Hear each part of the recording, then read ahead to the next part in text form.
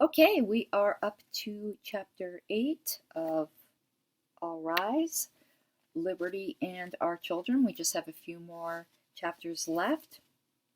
This is a short one, and he is dealing with the way we are bankrupting future generations. He says, so who will be forced to shoulder the burden of bailing our country out from this financial irresponsibility? Our children and grandchildren, what a legacy we are leaving them. The financial responsibility provided by libertarians is the only hope in sight to protect the future solvency of our young people. But I really like what he got into here when he's dealing with helicopter parenting. I don't know if you're like me. If you're of my age, you probably were, where we were basically, the door was opened in the morning and they said, come back by dinner. The shit I did, my parents had no idea. I'd save my allowance money. I don't know why I was fascinated with this, but I would save it for bus fare, and I would travel hundreds of miles all over Broward County and even into Dade County, Florida, on this public bus system. You couldn't do that anymore. And at that age, I was probably 10, 11. We used to get into all kinds of shit. So it says additional problems are found by what many parents are doing too often today in child-proofing the development of their own children. It says, during my childhood, there were no terms like helicopter parents, and my friends and I were not protected by safe spaces or from trigger words so that we could have been kept from being confronted or otherwise forced to think on the spot for ourselves. And he gives some guidelines of what he thinks in child rearing. He said, first, we must teach our children the critical lesson that it's fun to learn. That is so true. I learned that really young by reading, mostly. My parents gave me that gift. Another critical guideline to teach our children is to eschew mediocrity. He says, the best thing a father can do for his children is to love their mother. Now, here is where I'm going to disagree a little bit. What we know is the traditional nuclear family, but that is cultural. There are different child rearing and family traditions in other cultures. And I haven't experienced those or particularly studied those to say that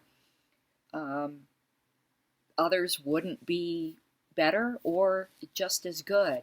I think we're being very provincial in deciding that, this is the superior way. It says, in addition, and this is where, I'm reading what his thoughts, but I don't agree entirely. In addition, although it may be for some people not be politically correct to discuss this issue so bluntly, one of the best things that parents can do for their children is to be married to each other. How and with whom people live if they are not parents, I leave to their own sense of morals and views of liberty.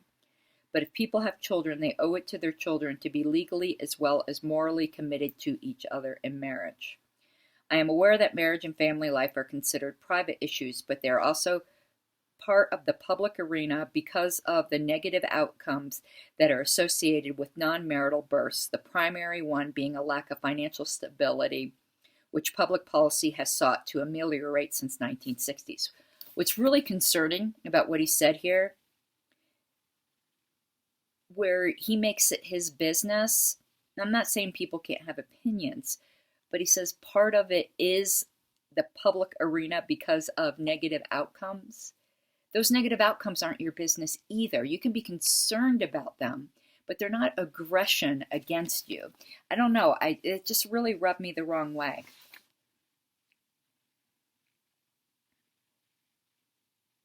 Yeah, and he moralizes a bit here. And again, that's his prerogative. He says, so what can we do about this? We should hammer this thought into the children we can influence from an early age. And when we hear laudatory reports about male celebrities who have children with their girlfriends, we should respond with sadness and even shame. I mean, I don't really want to go back to the time where, kids were called bastards, or, it was because the shame transfers down to the children. It's not just to the parents. There's a lot of negative outcomes there too. I think you are looking, I'm talking as if I'm speaking to him directly, at this pie in the sky 1950s family that really didn't exist. It says the issue should not be left to religious and spiritual leaders alone. Each of us must vocally do our part. I decline. Outside of the classroom, the two best ways to expand our children's horizons are traveling and reading. I had the reading down. I wish I had traveled a lot, but I traveled a lot through Florida, and did get a lot out of that, actually. In traveling, they are exposed to unfamiliar places and see both the bad and good of how other people live. What are your favorite books for children? If we do not help instill in our children a love of reading at a fairly young age, they will be deprived of one of life's most fascinating and rewarding pleasures.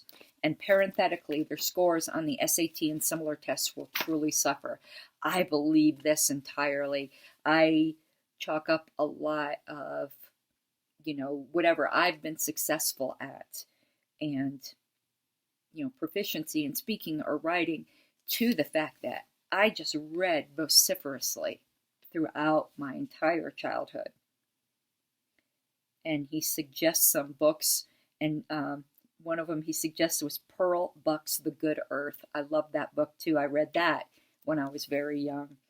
And also Wilson Rawls' Where the Red Fern Grows, but boy, that's a tear jerker. I would also recommend, and he probably wouldn't know this because this is more for girls, but there's Ghosts I Have Been, which is a great, great book. It says, but there's another growing problem area for many children in the United States that I feel compelled to address: the obesity crisis. He seems to be really straying far from liberty here into this is very much a moralizing chapter. I don't see what this relevance that this really has. And what he goes on to he doesn't suggest it, but he almost talks about it like in a positive way. I don't know. This chapter was not at all my favorite. So he says, other countries have taken a unique policy approach to reducing obesity as a public health issue. I don't believe in public health issues unless you're talking about communicable diseases. For example, in 2008, Japan's national data indicated an upward trend in weight. So the Japanese government appealed to paternalism, passing the Metaba Law, which requires overweight people or those with weight-related illnesses to attend dieting classes. If they do not show up for the classes, their employers and/or local government must pay fines to the federal government. Additionally, companies surpassing a certain percentage of overweight workers are fined by the government. And he just describes this as a unique policy approach. I would describe it as a horrifying policy approach. And he continues, while such a policy would likely not be welcomed with open arms in our country, it's a punitive incentive to Japanese employers, workers, local governments, and individuals to keep their waistlines in check. The United Arab Emirates launched a weight loss incentive campaign in 2013, and this one was giving rewards for losing weight rather than a punitive measures. And he after that he circles back to the Japan measure and says, I don't think it's hard to imagine that a policy like Japan's would fly here. It's weird. I think he meant would not fly here. And he goes, and I certainly hope not. Yeah, I think he's missing a word there. So, yeah, that's the end of that chapter. And there really is some darling pictures in here, in the middle of some of his youth and his parents and life events. So the next chapter is Liberty and War, and I will probably record that tomorrow. But I have started skimming the next book, which we'll be doing in an entirely different way because this is 500 pages. So this will just be more of, I'll give some quotes, obviously, but I'm not going to be going so intensely like that, but be giving you summaries and insights and thoughts I have on this. In my skimming and in reading the author's preface, it's already, you get the whiff of the 70s out of even just the style and just some. I'll get into that more when we get into that. But when we finish this, let me see here. I'm going to see what we had left. So we had Liberty and War, Liberty and Immigration, Liberty and Religion, and Liberty and the War on Drugs. And I will, probably do those one a day so that then we can start on Fear and Loathing on the Campaign Trail by Dr. Hunter Thompson. I think I called him Jack Thompson before. I don't know why, on a live stream earlier before. Hunter Thompson. All right. Have a good night.